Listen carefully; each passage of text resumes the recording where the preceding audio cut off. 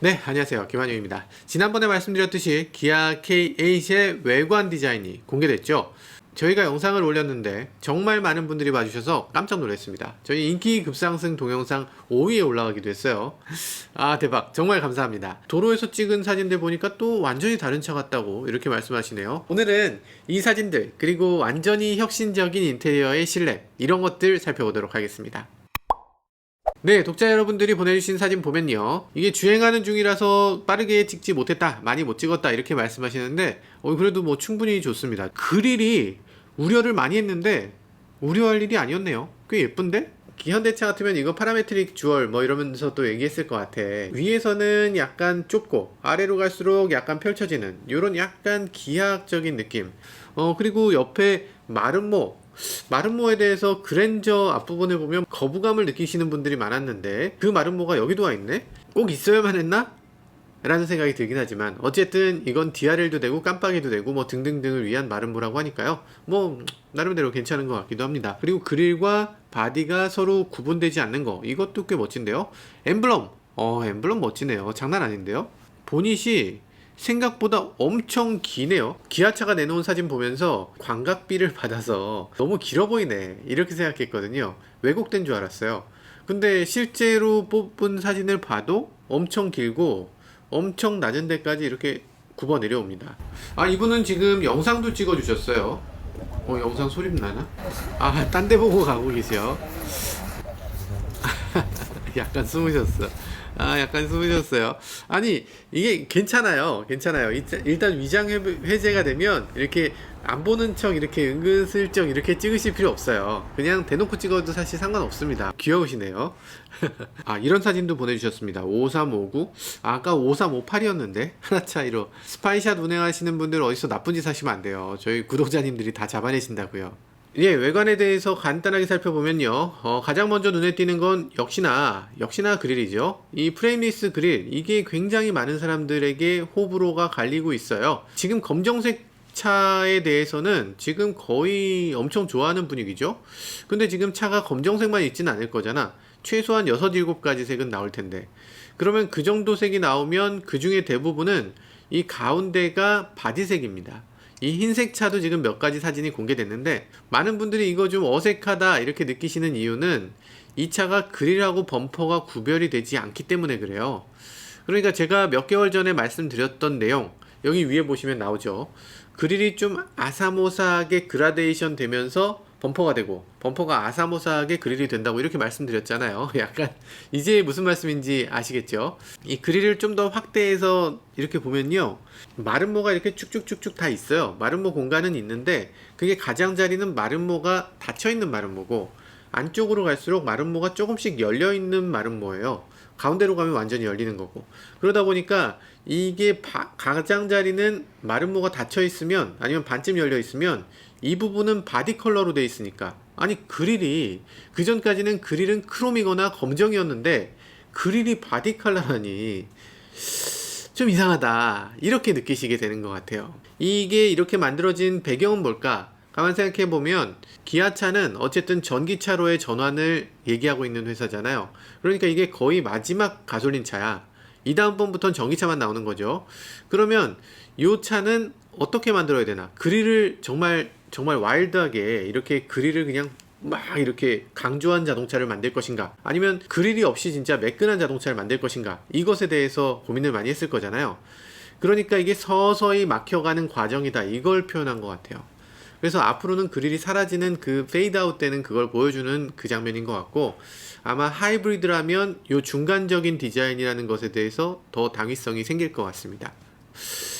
페인팅을 어떻게 하지? 이게 안쪽으로 이렇게 들어가 있으면 이걸 어떻게 칠하지? 이게 굉장히 어려울 것 같고, 클리어나 이런 거 조금만 두꺼워지면 어떻게 될지 애매합니다.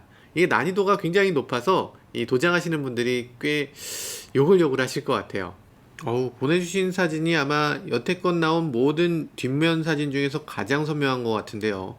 공개됐던 사진은 우리가 이 램프가 가느다랗다고 생각했어요. 플라스틱 부분이 생각보다 굉장히 넓거든요. 지금 소재감이 정확하게 느껴지진 않지만 요게 소재감이 조금만 떨어진다면 되게 이상할 것 같고, 이건 실제로 좀 봐야지 알 것 같습니다. 어쨌든 플라스틱이 굉장히 두껍게 느껴지네요. 어쨌든 지금 기아 엠블럼만큼은 정말 독특합니다. 정말 눈에 확 들어오네요. 생각보다 너무 크다는 느낌이 들기도 하는데, 사용할 수 있는 면적에다가 글씨를 가득 채운 거잖아요. 동그라미 안에 엠블럼이 기아차 글씨가 있는 것보다 같은 면적이면 훨씬 더 큰 글씨로 느껴져요. 그래서 지금 기아 엠블럼이 조형미가 조금 해치는 거 아니냐 싶을 정도로 크게 느껴지는데, 그냥 글씨가 아니라 패턴으로 느껴지기 때문에 괜찮네요. 기존 엠블럼으로 바꾸면 너무 이상할 것 같아요. 테일램프를 일자로 쭉 이었는데, 이 테일램프 쭉 이은 거 잘 보면 이 삼각형이 위아래를 향한 것 같은 그런 느낌이거든요.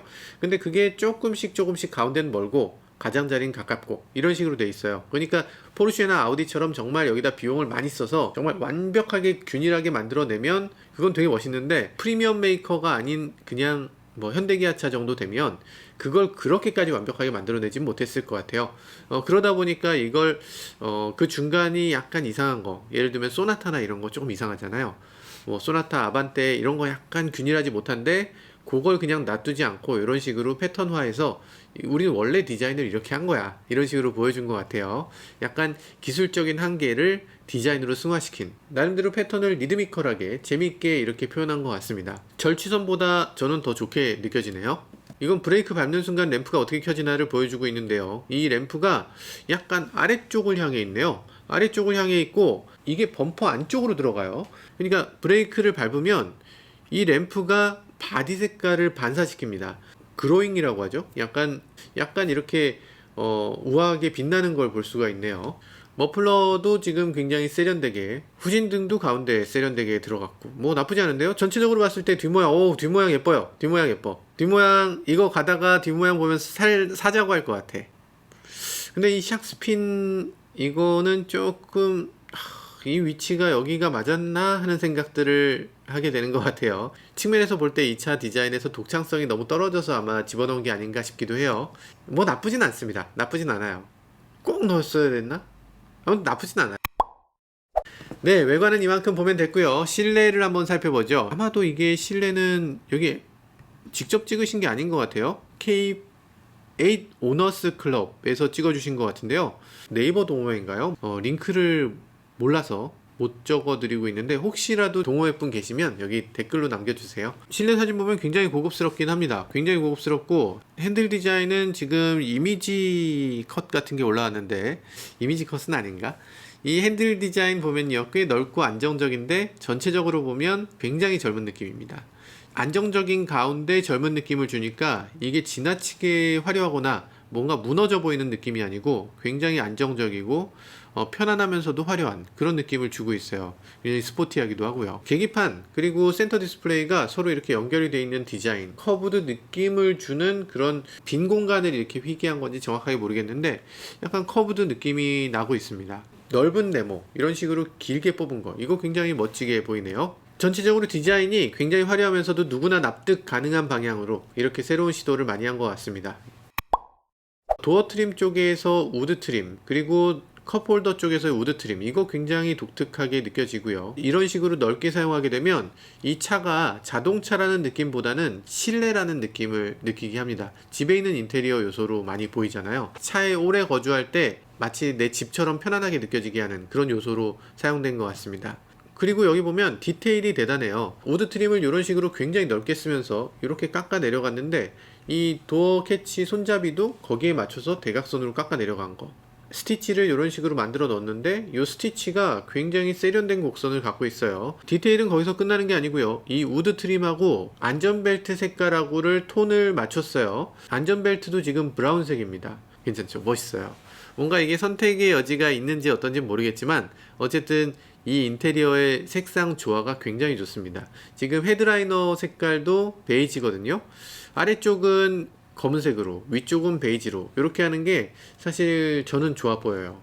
등받이 부분도 아주 독특하죠. 사실 측면은 K7처럼 이런 스티치가 그냥 빼곡하게 다이아몬드형으로 되어 있고, 그리고 등받이 쪽은 메르세데스 벤츠 S클래스가 보면 약간 이렇게 등받이를 곡선으로 해서 약간 이렇게 클래식하게 뻗는 거, 이런 것들을 많이 했는데 이렇게 하는 게 꽤 유기적으로 느껴지기도 합니다. 그리고 헤드레스트 부분이 굉장히 독특한데요. 헤드레스트가 지금 절반을 잘라서 앞면만 있는 것처럼 보여요. 여기 오디오 그릴도 살짝 보이는데요. 보통은 아래쪽을 알루미늄 그릴로 많이 하는데 위쪽을 알루미늄 그릴로 해야 사람들 눈에 야, 이 오디오 되게 좋은 건가 보다 이러면서 확 보일 거잖아요.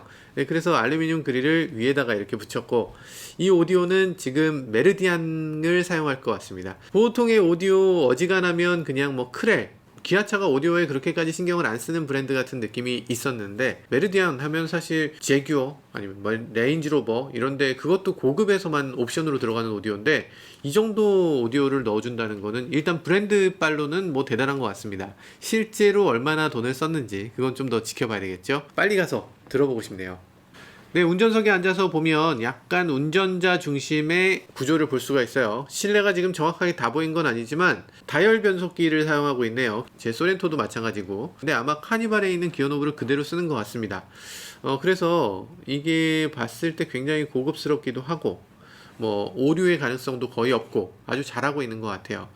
그리고 이 부분, 그러니까 이 패드 부분이, 이 기어 노브가 있는 부분이 이렇게 밑에 있으면 좀 불편하잖아. 조금 올려줄 필요가 있어요. 그래서 이 부분을 살짝 띄워줬습니다. 그리고 버튼들도 이렇게 수평으로 있으면 좀 불편하잖아. 그러니까 기어를, 이 버튼들도 이렇게 띄워줬어. 그러니까 각도를 약간 이렇게 만들어주고 약간 안쪽으로 돌려놨습니다.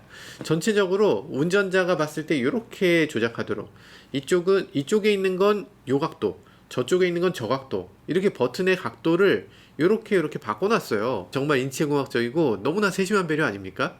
이게 어떻게 이렇게 할 생각을 했지? 누가 이런 걸 신경을 써? 이거 누가 신경을 써? 각도가 이렇게, 그리고 이렇게 누가 이런 걸 신경을 썼을까? 아무튼 대단합니다. 대단히 인체공학적이고 대단히 아이디어가 좋아요. 여기 들어가는 버튼이 뭐 그렇게까지 꼭 필요한 버튼들이 아니어서 그렇지, 이 버튼들은 확실히 운전자가 콕핏에 앉아 있을 때 그 버튼들이 다 나를 위해서 있는 것 같은 그런 느낌이 들어요. 조수석에 앉은 사람은 좀 섭섭하겠다. 이게 아이콘들이 다 저쪽을 향해 있어.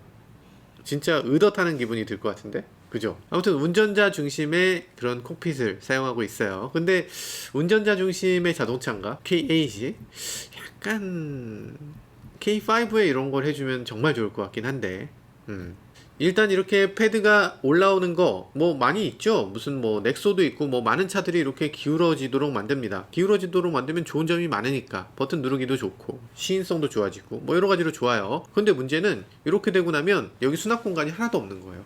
수납 공간이 하나도 없어서 사실 이렇게 만드느냐 아니면 이렇게 만드느냐, 그래서 수납 공간 조금 만드느냐, 요거 갖고 많이 고민들을 했어요. 근데 얘는 띄운 다음에 여기를 잘랐어. 요 생각을 다들 왜 못했지? 요걸 잘라서 여기다 수납 공간을 또 만들어 넣었네요. 자, 그리고 컵홀더 같은 경우에 컵홀더의 덮개가 없어졌습니다. 있는 것보다 없는 게 낫다? 맞습니다. 없는 게 낫다는 분위기예요. 사실 있는 차, 없는 차, 네, 이렇게 비교해보면, 네, 없는 차가 훨씬 더 요즘 차 같이 느껴집니다. 덮개가 없으면 이게 뭘로 보이냐면, 뭘로 보이세요? 이 K8이니까, 네, 팔이잖아, 팔. 여기 운전석에서 딱 보면 팔로 보여요. 그래서 이렇게 팔로 한 것 같아요. 아닌가? 네, 전체적으로 인테리어는 굉장히 고급스럽습니다. 그리고 또 인테리어에서 뭔가 새로운 것들을 하다 보면 각각이 따로따로 논다 이런 느낌을 갖게 되는데, 새로운 것들을 하면서도 각각의 패턴을 다이아몬드 무늬로 이렇게 통일시켜 놨어요. 그러다 보니까 이게 통일성이 있고 뭔가 안정된 디자인이다 이런 느낌으로 느껴지게 되네요. 이 패턴의 힘이라는 건 이런 건가 보다 라는 생각도 듭니다. 역시 디자이너들의 능력치라는 건 정말 일반인이 상상할 수 있는 범위를 약간 뛰어넘는 것 같은 그런 생각도 듭니다. 지금 역시나 차가 워낙 큰 차잖아요. 5m가 넘는 대형 세단이고, 그러다 보니까 1열, 2열 공간이 정말 넓은 자동차라고 할 수 있죠. 야, 이게 뒷좌석이 정말 넓거든요. 정말 넓고 정말 많이 기울어 있어요. 근데 이렇게까지 기울어 있다고? 그리고 시트 엉덩이가 이렇게 아래쪽으로 많이 꺾여 내려갔거든요. 괜찮나? 약간 일어나기 조금 부담스러운 그런 각도거든요. 왠지 리클라이닝이 될 것 같은 기분이 살짝 들지 않아요? 그러니까 머리 공간 때문에 약간 눕혀놓은 느낌이 있고요. 그리고 이제 리클라이닝도 들어갈 때가 된 것 같습니다. 리클라이닝 나와야 돼요. 네, 나와야죠. 나올 때 됐어요. 헤드레스트가 지금 두 가지가 나오고 있는데요. 하나는 헤드레스트가 이렇게 그냥 일반적인 헤드레스트, 그리고 또 어떤 거는 헤드레스트가 중간이 앞부분만 있고 뒷부분이 이렇게 잘려있는 헤드레스트가 있어요. 그러면 이건 도대체 왜 이렇게 만들었나? 아마도 여러 가지 이유 있겠지만 요즘에 S클래스 타봐도 뒷좌석에서 앞좌석 시트를 잡고 손잡이처럼 이용하고 이렇게 차에서 내리거나 탈 수 있게, 앞에 있는 김기사한테 얘기할 때도 이렇게 잡고서 야 김기사 이러면서 김기사 운전 좀 똑바로 하지, 예, 이렇게 얘기할 수 있는 그런 손잡이가 있어요. 그래서 얘도 보면 헤드레스트가 이렇게 깎여 있어서 거기를 손잡이로 사용할 수 있는 그런 공간이 있고, 그리고 또 헤드레스트가 여기서 내 앞부분이니까 헤드레스트가 두꺼우면 그만큼 내 시야가 가로막힙니다. 요걸 조금만 더 얇게 함으로써 조금 더 시야도 넓어지고, 그리고 자기가 굉장히 독특한 자동차에 타고 있다, 이런 느낌도 받게 하죠. 왜 이렇게 자세히 알고 있지? 제가 제안 드렸던 적이 있어요. 네, 디자인은 살짝 살펴봤는데요. 시작 단계에서 평가는 적어도 이번 그랜저보다는 좋은 것 같습니다. 그랜저 처음에 나왔을 때는 와 정말 저는 그렇게까지 반응이 안 좋았던 자동차는 처음 본 것 같아요. 그래도 결과적으로는 그랜저가 정말 많은, 정말 압승을 거뒀잖아요. 그런 것들 생각해보면 잠깐 이 지금의 평가가 실제 판매에는 어떤 영향을 끼치게 되나, 뭐 이런 생각도 들기도 하고요. 그렇지만 파워트레인부터 압도적이잖아요. 1.6L 터보 하이브리드를 갖고 있어요. 하이브리드가 뭐 이제는 1.6L 터보로 세금도 좀 절약하고 연비도 좀 좋아지고 달리는 느낌도 조금 더 시원시원하고 이렇게 만들어질 필요가 있죠. 3.5L 가솔린도 들어가고요. 이것도 파워가 300마력이나 되니까 아마도 여기서 벌써 큰 차이를 아마 느끼게 되실 겁니다. 3.5L LPG 그리고 2.5L 가솔린, 이런 것들이 아마 경쟁력이 될 것 같고요. 외관만 봐도 지금 길어도 너무 길다 이런 느낌이 들고 엄청나다는 생각이 들기도 합니다. 길이가 뭐 5.015m, 야 이씨 너무 긴 거 아닌가? 플랫폼도 현행 그랜저와 달리 3세대로 넘어갔으니까 커뮤니티에 또 올려본 것도 있어요. 올해 그랜저와 K8 중에 어떤 게 더 인기를 끌까, 이런 것들에 대해서 질문 드렸는데 25,000분이나 투표해 주셨어요. K8이 이길 거다, 이게 무려 67%, 그랜저가 이길 거다 33%, 네, 이런 차이가 있는 것 같아요. 적어도 1년 동안, 그러니까 구형 그랜저하고 신형 K8하고 당연히 K8이 이기겠지 라는 쪽에 투표를 하고 있는 것 같습니다. 많은 분들이 기대하시는 K8, 저희가 가장 먼저 시승 그리고 신차 공개 그리고 새로 들어오는 소식 이런 거 전해드릴 텐데요. 그런 거 보시려면 구독과 좋아요 해주셔야 됩니다. 네, 구독과 좋아요 부탁드리고 알람 설정까지 해주시면 좋을 것 같아요. 네, 지금까지 저는 모카 김한용이었습니다. 감사합니다. 아니 당연히 1년은 당연히 이겨야죠. 1년 동안 그랜저는 구형 팔고 이건 신형 파는데 근데 누가 그랜저를 사? 사실 그랜저 나오면 어떻게 될지 몰라. 자, 어쨌든 K8 정말 잘 팔리면 좋겠네요. 잘 팔리고 한 대 사주시면 잘 팔리라고. 아유, 돈 없어요. 전 벤츠 사야지.